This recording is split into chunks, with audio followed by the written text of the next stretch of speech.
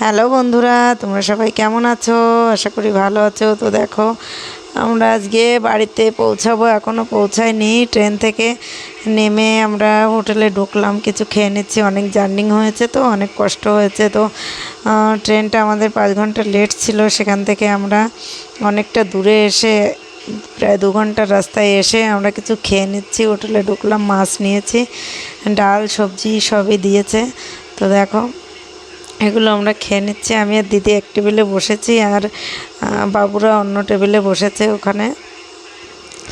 এগুলো খেয়ে তারপরে এখান থেকে আমরা বাড়ি বেরোবো। দেখো, পেছনে দিদিভাইটা এমনভাবে দেখছে আমি ভিডিও করছি।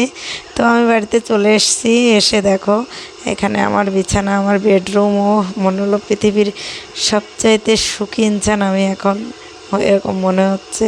পৃথিবীর সব সুখ যার যার বিছানায়, যার যার ঘরে, সেটা কুড়ে ঘর হোক আর রাজমহল হোক। তো দেখো, এখানে মনে হচ্ছে আমি শুয়ে পড়ি। তো ভিডিওটা কেমন লাগলো সবাই কমেন্ট করো, আর সাবস্ক্রাইব করে পাশে থেকো, ভালোবাসা দিও।